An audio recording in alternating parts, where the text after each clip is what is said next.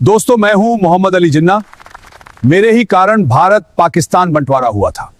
मैंने 75 करोड़ रुपए पाकिस्तान को दिलाए ताकि भाईचारा बना रहे। मैंने पाकिस्तान को एक भी रुपया दिए जाने का विरोध किया, लेकिन गांधी के पाकिस्तान प्रेम के कारण मुझे झुकना पड़ा। यह कहानी 1947 की उस तपती दोपहर से शुरू नहीं होती जब सीमा रेखा खींची गई थी, बल्कि इसकी जड़ें सदियों पीछे और हजारों मील दूर लंदन की उन गलियों में छिपी हैं, जहां एक नौजवान भारतीय अपनी पहचान तलाश रहा था। 25 दिसंबर 1876 को कराची के खारादर इलाके में एक बच्चे ने जन्म लिया। पिता जिन्ना भाई पूंजा एक संपन्न व्यापारी थे। उनका परिवार खोजा जाति से था, जिन्होंने सदियों पहले हिंदू धर्म से इस्लाम अपनाया था। उस बच्चे का नाम रखा गया मोहम्मद अली जिन्ना। जिन्ना बचपन से ही मेधावी थे और 1892 में वे वकालत की पढ़ाई करने लंदन चले गए। लंदन की आबोहवा ने जिन्ना को पूरी तरह बदल दिया। वे एक ऐसे अंग्रेज भद्र पुरुष बनकर लौटे जो नमाज से ज्यादा कानून की किताबों और सूट बूट की शान में यकीन रखते थे। लेकिन जब 1896 में वे भारत लौटे तो उनके पिता का कारोबार डूब चुका था। जिन्ना के पास न दौलत थी न पहचान, बस था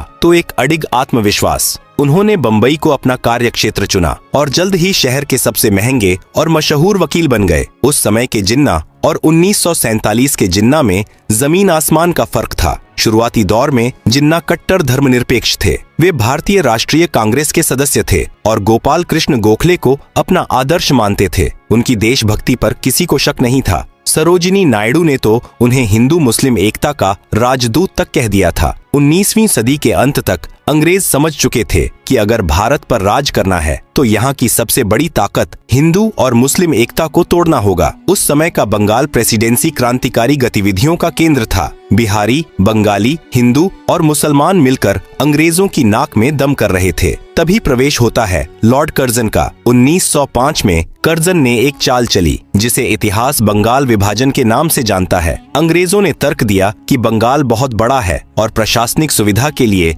इसे 2 भागों में बांटना जरूरी है, लेकिन असलियत कुछ और थी। उन्होंने बंगाल को इस तरह बांटा कि एक हिस्सा मुस्लिम बहुल और दूसरा हिंदू बहुल। अंग्रेजों ने मुस्लिमों को यह सपना दिखाना शुरू किया कि इस नए प्रांत में उनकी अपनी सत्ता होगी। यह भारत की अखंडता पर पहला कुल्हाड़ी का प्रहार था। बंगाल विभाजन ने नफरत की वह चिंगारी लगा दी थी जिसे हवा देने के लिए अंग्रेजों ने 1906 में ढाका के नवाबों और मुस्लिम कुलीनों को उकसाया। 30 दिसंबर 1906 को ढाका में एक सभा हुई जहां अखिल भारतीय मुस्लिम लीग का जन्म हुआ। इसका मुख्य उद्देश्य मुस्लिमों के राजनीतिक अधिकारों की रक्षा करना बताया गया, लेकिन पर्दे के पीछे ब्रिटिश हुकूमत इस नई पार्टी को कांग्रेस के खिलाफ एक सुरक्षा कवच की तरह इस्तेमाल करना चाहती थी। दिलचस्प बात यह है कि उस समय जिन्ना मुस्लिम लीग के सख्त खिलाफ थे। उन्होंने लीग की सांप्रदायिक राजनीति की आलोचना की और कांग्रेस के मंच से एक राष्ट्र की बात की। इतिहास सिर्फ तारीखों का खेल नहीं है, यह इंसानी अहंकार की भी कहानी है। जिन्ना वकालत की दुनिया में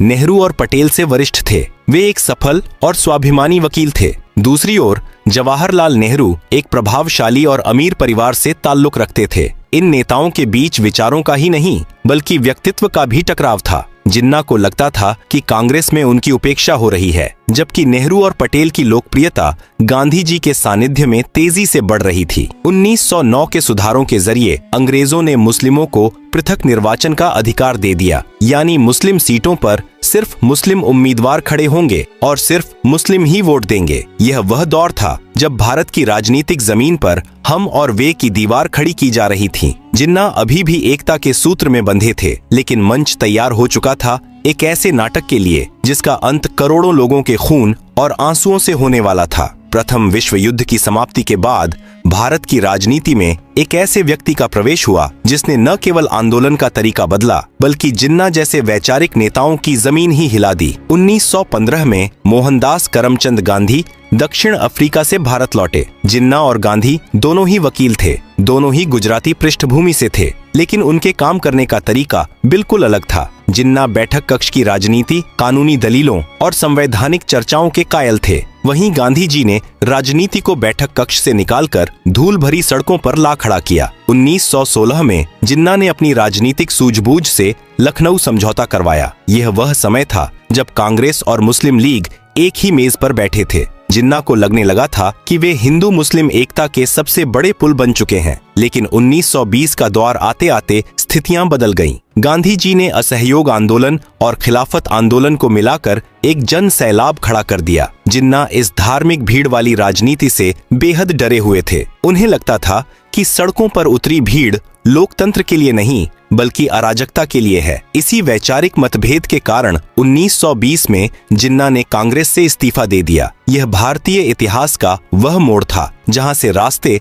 हमेशा के लिए अलग हो गए। कांग्रेस छोड़ने के बाद जिन्ना राजनीति में हाशिए पर चले गए। उन्हें लगा कि गांधी की आंधी में उनकी दलीलें खो गई हैं। हताश होकर वे लंदन चले गए और वहीं अपनी वकालत करने लगे। लेकिन भारत में मुस्लिम लीग का भविष्य धुंधला रहा था। 1930 के दशक में अल्लामा इकबाल और लियाकत अली खान जैसे नेताओं ने जिन्ना को वापस आने के लिए मनाया। जिन्ना को समझ आ गया था कि भारत की भावी राजनीति में अगर अपना वजूद बचाना है तो उन्हें मुस्लिमों का एकमात्र प्रवक्ता बनना ही होगा। वे भारत लौटे, लेकिन इस बार उनके हाथ में सुलह की चिट्ठी नहीं बल्कि पृथक पहचान का झंडा था। 1935 के भारत सरकार अधिनियम के बाद 1937 में प्रांतीय चुनाव हुए। ये चुनाव भारत के इतिहास में निर्णायक मोड़ साबित हुए। कांग्रेस ने जबरदस्त जीत हासिल की, जबकि मुस्लिम लीग को मुस्लिम सीटों पर भी करारी हार का सामना करना पड़ा। जिन्ना को उम्मीद थी कि संयुक्त प्रांत में कांग्रेस उनके साथ मिलकर सरकार बनाएगी, लेकिन जीत के नशे में चूर कांग्रेस ने लीग के साथ सत्ता साझा करने से इनकार कर दिया। कांग्रेस का तर्क था कि वे खुद ही मुस्लिमों का प्रतिनिधित्व करते हैं, इसलिए उन्हें लीग की जरूरत नहीं है। इस एक इनकार ने जिन्ना के मन में यह डर बैठा दिया कि आजाद भारत का मतलब हिंदू राज होगा, जहां मुस्लिमों की कोई सुनवाई नहीं होगी। 1937 की हार और कांग्रेस के व्यवहार ने जिन्ना को पूरी तरह बदल दिया। जो जिन्ना कभी शेरवानी पहनने से कतराते थे, अब वे कायदे आजम के रूप में उभरने लगे। उन्होंने एक खतरनाक विचारधारा तैयार करना शुरू किया। हिंदू और मुस्लिम केवल दो धर्म नहीं बल्कि दो अलग अलग सभ्यताएं हैं जो कभी एक साथ नहीं रह सकती। मार्च 1940 में मुस्लिम लीग के लाहौर अधिवेशन में पाकिस्तान प्रस्ताव पारित किया गया। जिन्ना ने अब स्पष्ट रूप से एक अलग देश की मांग रख दी थी। इसी दौरान सावरकर की हिंदू राष्ट्र की अवधारणा और अन्य संगठनों का उदय भी हो रहा था, जिसने जिन्ना के दावों को और खाद पानी दिया। अब लड़ाई केवल अंग्रेजों से आजादी की नहीं थी, बल्कि इस बात की थी कि उस आजादी का मालिकाना हक किसके पास होगा। सत्ता की यह भूख और सुरक्षा का यह डर अब एक ऐसी आग में तब्दील होने वाला था जिसकी लपटों में पूरा उपमहाद्वीप झुलसने वाला था। द्वितीय विश्व युद्ध के बाद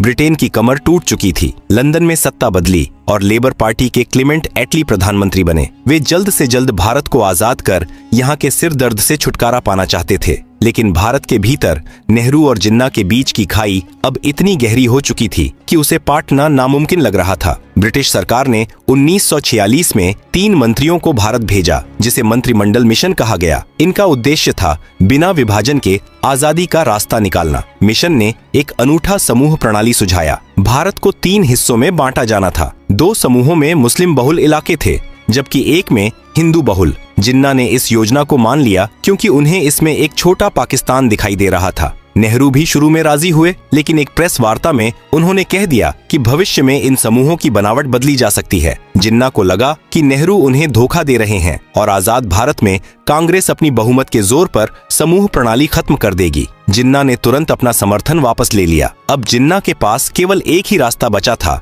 शक्ति का प्रदर्शन। 16 अगस्त 1946 यह भारतीय इतिहास का सबसे काला दिन था। जिन्ना ने प्रत्यक्ष कार्यवाही दिवस का आह्वान किया। उनका संदेश साफ था, अगर संवैधानिक तरीके से पाकिस्तान नहीं मिला तो हम इसे लड़कर लेंगे। बंगाल में उस समय मुस्लिम लीग की सरकार थी और हुसैन शहीद सोहरावर्दी मुख्यमंत्री थे। उस दिन पुलिस को छुट्टी पर भेज दिया गया और दंगाइयों को खुली छूट दी गई। कोलकाता की सड़कों पर वह हुआ जिसे सोचकर आज भी रूह कांप जाती है। अगले 72 घंटों में 5000 से ज्यादा लोग मारे गए। यह हिंसा नोआखाली और फिर पूरे बिहार और पंजाब में फैल गई। लाशों से लदी ट्रेनें और जलते हुए गांव इस बात की गवाही दे रहे थे कि अब साथ रहना संभव नहीं है। दंगों के बीच अंग्रेजों ने एक अंतरिम सरकार बनाई, जिसमें नेहरू प्रधानमंत्री और लियाकत अली खान वित्त मंत्री बने। यह सरकार नहीं बल्कि एक युद्ध क्षेत्र था। लियाकत अली खान ने वित्त मंत्री के रूप में नेहरू के हर फैसले में अड़ंगा लगाना शुरू किया। वे फाइलों को रोक देते थे और कांग्रेस के मंत्रियों को सहायक तक भर्ती करने के लिए लीग की अनुमति लेनी पड़ती थी। सरदार पटेल जो अब तक विभाजन के सख्त खिलाफ थे, इस प्रशासनिक घुटन और सड़कों पर हो रहे नरसंहार से टूट गए। उन्होंने महसूस किया कि अगर हमने आज विभाजन स्वीकार नहीं किया तो पूरा भारत छोटे छोटे टुकड़ों में बंट जाएगा और हर दफ्तर में गृह युद्ध होगा। इतिहास अक्सर पूछता है कि गांधी, नेहरू और पटेल ने विभाजन क्यों माना। सच यह है कि 1946 के दंगों ने उन्हें यह एहसास करा दिया था कि जिन्ना अब पीछे नहीं हटेंगे। पटेल ने कहा था, अगर एक अंग में सड़न हो जाए तो पूरे शरीर को बचाने के लिए उस अंग को काटना ही पड़ता है। गांधी जी शुरू में इसके खिलाफ थे। उन्होंने कहा था कि विभाजन मेरी लाश पर होगा, लेकिन अंततः उन्हें भी अपने शिष्यों की विवशता और देश को जलते देख मौन स्वीकृति देनी पड़ी। अब तक यह तय हो चुका था कि भारत बंटेगा। सवाल बस यह था कि लकीर कहां खींची जाएगी और वह लकीर कितनी गहरी होगी। मार्च 1947 में भारत के अंतिम वायसराय बनकर लॉर्ड माउंटबेटन दिल्ली पहुंचे। वे अपने साथ एक बहुत ही कठिन कार्य लेकर आए थे, ब्रिटिश शासन का अंत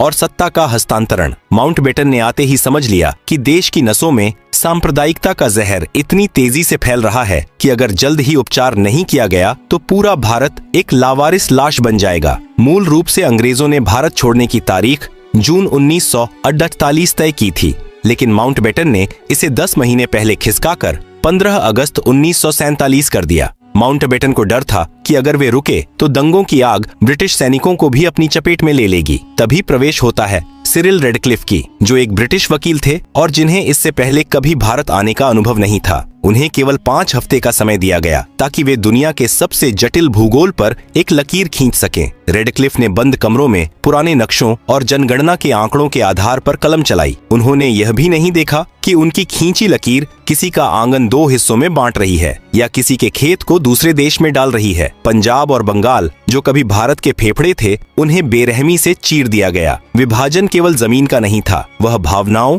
यादों और संपत्तियों का भी था। बंटवारा इतना सूक्ष्म था कि सरकारी दफ्तरों की मेज, कुर्सियां, टाइपराइटर और यहाँ तक कि पुस्तकालयों की किताबों तक को आधा आधा बांटा गया। जिस सैन्य दल में मुस्लिमों की संख्या ज्यादा थी वह पाकिस्तान को दे दी गई और बाकी भारत के पास रही। विभाजन के समय भारत के खजाने में जो पैसा था उस पर भी विवाद हुआ। जिन्ना ने पाकिस्तान को भारतीय खजाने से कुल 75 करोड़ रुपए देने की जिद की, जो उस समय भारतीय खजाने का 17.5% हिस्सा था, जिसकी पहली किस्त 15 अगस्त 1947 को 20 करोड़ दे दी गई। बाकी 55 करोड़ रुपए देने का सरदार पटेल सुरक्षा कारणों से रोकना चाहते थे, लेकिन गांधी जी ने आमरण अनशन की धमकी दी ताकि पाकिस्तान को उसका हक मिले और भविष्य के रिश्ते कड़वे न हों। अंततः गांधी जी के दबाव में वह राशि पाकिस्तान को दी गई, लेकिन रिश्तों में आई वह खटास आज तक नहीं मिटी। 14 अगस्त की रात पाकिस्तान वजूद में आया और 15 अगस्त को भारत ने अपनी आजादी का जश्न मनाया। लेकिन विडंबना देखिए, जिस दिन करोड़ों लोग आजाद हुए उन्हें यह तक नहीं पता था कि वे किस देश के नागरिक हैं। रेडक्लिफ ने अपनी सीमा रेखा की घोषणा 15 अगस्त को नहीं बल्कि 17 अगस्त को की थी। 2 दिनों तक पंजाब और बंगाल के सीमावर्ती इलाकों में लोग इस खौफ में रहे कि उनका घर लकीर के इस पार है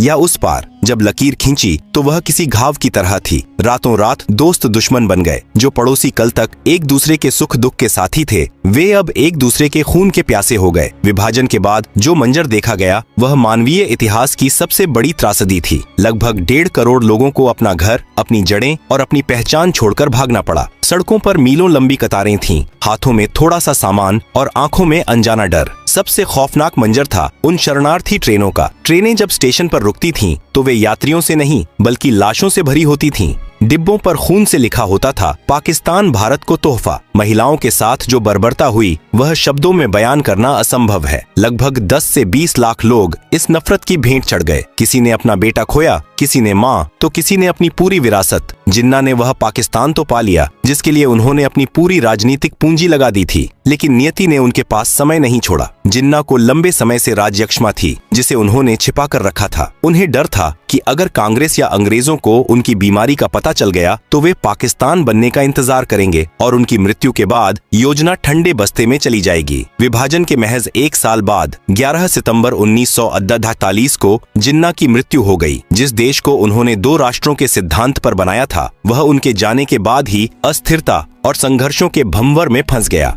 उनके बाद के नेतृत्व ने उस धर्मनिरपेक्ष पाकिस्तान की छवि को पूरी तरह मिटा दिया, जिसकी बात जिन्ना ने अपने शुरुआती भाषणों में की थी। आज 77 साल बीत चुके हैं, लेकिन 1947 का वह घाव आज भी हरा है। नेहरू और पटेल की विवशता, जिन्ना की जिद्द और अंग्रेजों की चालाकी ने मिलकर एक ऐसा नक्शा तैयार किया जिसने न केवल जमीन को बांटा बल्कि दिलों के बीच भी कंटीली तारें खींच दी। विभाजन केवल एक राजनीतिक फैसला नहीं था, बल्कि एक प्रशासनिक और मानवीय विफलता थी, एक ऐसी जल्दबाजी जिसने करोड़ों लोगों को शरणार्थी बना दिया। आज जब हम आजादी की खुशियां मनाते हैं तो हमें उन गुमनाम चीखों को भी याद रखना चाहिए जिन्होंने उस आजादी की बहुत भारी कीमत चुकाई थी। विभाजन का इतिहास हमें सिखाता है कि जब राजनीति धर्म और अहंकार के चश्मे से देखी जाती है तो नक्शे तो बन जाते हैं, लेकिन इंसानियत हार जाती है। आज के लिए बस इतना ही, मिलते हैं बहुत जल्द। जय हिंद, जय भारत।